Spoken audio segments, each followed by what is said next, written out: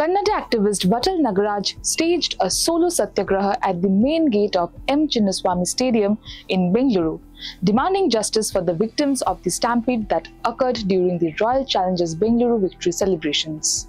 The Chinnaswamy Stadium, which had played a historic role in the growth of cricket in Karnataka thanks to the contribution of Chinnaswamy and C. Nagaraj, had fallen silent after the tragedy that claimed 11 lives. Stadium activities remained suspended and questions and accountability were widely debated.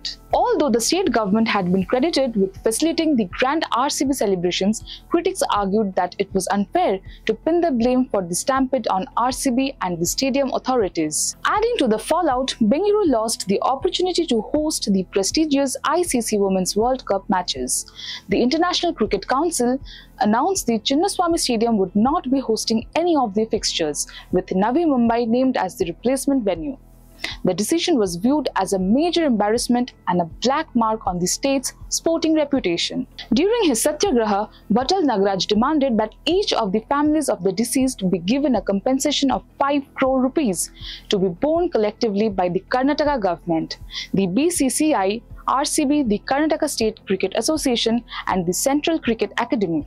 However, the government and the institutions remained silent on the matter. Chinnaswamy Stadium ಕಗ್ಗತ್ತಲೆಯಲ್ಲಿ ಇಟ್ಟಿದ್ದಾರೆ. ಮೊದಲು ಹೆಂಗೆ Chinnaswamy stadium ಅದ್ಭುತವಾಗಿ ನಡೀತಾ ಇದೆ, ನಡಿಬೇಕು. ಚಿನ್ನಸ್ವಾಮಿ ಸ್ಟೇಡಿಯಮನ್ನು ಬೇರೆ ಕಡೆ ಸ್ಥಳಾಂತರ ಮಾಡಬಾರ್ದು. ಚಿನ್ನಸ್ವಾಮಿ ಸ್ಟೇಡಿಯಂ ಉಳಿಲೇಬೇಕು. ಚಿನ್ನಸ್ವಾಮಿ ಸ್ಟೇಡಿಯಂ ಕಟ್ಟಬೇಕಾದ್ರೆ ಚಿನ್ನಸ್ವಾಮಿ ಸಿ ನಾಗರಾಜ್ ಇವರಿಬ್ಬರ ಬಹಳ ಅಗಾಧವಾದ್ದು. ಶ್ರೀಮಾನ್ ನಿಜಲಿಂಗಪ್ಪನವರು ಈ ಜಾಗ ಕೊಡಿಸ್ತರು. ಆವಾಗ ಕೃಷ್ಣಮೇನಂದವರಿಗೆ ಹೇಳಿ ಈ ಜಾಗ ಕೊಡಿಸ್ತರು. ಇದು ಮಿಲಿಟರಿ ಜಾಗ, ಇದನ್ನು ಕೊಡಿಸ್ತರು.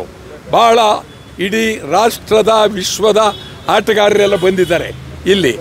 ಈಗ ಯಾವುದೋ ವಿಚಾರಕ್ಕೋಸ್ಕರವಾಗಿ ಇದನ್ನು ಬದಲಾವಣೆ ಮಾಡಿ ಬೇರೆ ಕಡೆ ಅದೆಲ್ಲ ಸರಿಯಿಲ್ಲ. ಈ ಬಗ್ಗೆ ನಾವು ತೀವ್ರವಾಗಿ ಹೋರಾಟ ಮಾಡ್ತೀವಿ. ಮತ್ತೀಗಾಗಲೇ ಮಹಿಳಾ ಕ್ರಿಕೆಟ್ ನಡಿಬೇಕಾಗಿತ್ತು. ಅದು ಇಲ್ಲಿ ಯಾರು ಕೇಳದೆ ಕಗ್ಗತ್ತಲಾಗಿರೋದ್ರಿಂದ ಅದು ಮಹಾರಾಷ್ಟ್ರಕ್ಕೆ ಹೋಯಿತು. ಈ ಬಗ್ಗೆ ನಾವು ಇವತ್ತು ಇಲ್ಲಿ ಮಾತಾಡಿ ಮುಂದಿನ ದಿನದಲ್ಲಿ ಭಾರಿ ಚಳುವಳಿಯನ್ನು ಮಾಡಬೇಕು ಅಂಥೇಳಿ ತೀರ್ಮಾನ ಮಾಡಿದ್ದೀವಿ. ಕ್ರಿಕೆಟ್ ಮಂಡಳಿ ಉಳಿಬೇಕು.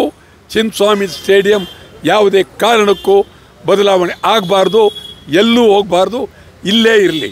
ಇದ್ರ ಜೊತೆಗೆ 30,000 ಸೀಟ್ಗಳಿದೆ, ಇನ್ನು 20,000 ಜಾಸ್ತಿ ಮಾಡ್ಬೋದು. ಆ ದೃಷ್ಟಿಯಿಂದ ಇದನ್ನು ಉಳಿಸಲೇಬೇಕು ಅಂತೇಳಿ ಇಡೀ ನಾಡಿನ ಪರವಾಗಿ ಕನ್ನಡ ಚಳವಳಿ ಹೋರಾಟ ಪಕ್ಷ ಒತ್ತಾಯ ಮಾಡ್ತಾ ಇದ್ದೀವಿ. ಈ ಹೊಣೆಗಾರರು ಸ್ಟೇಡಿಯಂ ಅಲ್ಲ, ಹೊಣೆಗಾರರು RCB ಅಲ್ಲ, ಹೊಣೆಗಾರರು ಕೇಂದ್ರದ ಕ್ರಿಕೆಟ್ ಮಂಡಳಿ ಅಂತೂ ಅಲ್ವೇ ಅಲ್ಲ. ಸುಮ್ಮನೆ ಅವ್ರ ಮೇಲೆ ಹೊಣೆ ಒರೆಸಿ ಅವ್ರ ಮೇಲೆ ಅಪಪ್ರಚಾರ ಸರ್ಕಾರವೇ ಮಾಡಿದ್ರು ಸರಿಯಲ್ಲ. ನಿಮ್ಗೆ ಹೇಳೋದಾದರೆ, ನನಗೆ ಸಿದ್ದರಾಮಯ್ಯನವರು ಭಾಳ ಗೌರವ ಇದೆ, ನಾನು ಅವರು ಭಾಳ ಸ್ನೇಹಿತರು. ಆದರೆ ಸಿದ್ದರಾಮಯ್ಯನವರು ಇಬ್ಬರು ಮಂತ್ರಿಗಳನ್ನು ತೆಗೆದಾಕಿದರೆ ಭಾಳ ಖುಷಿ ಆಗ್ತಿತ್ತು, ಮಾಡಲಿಲ್ಲ ಅವರು.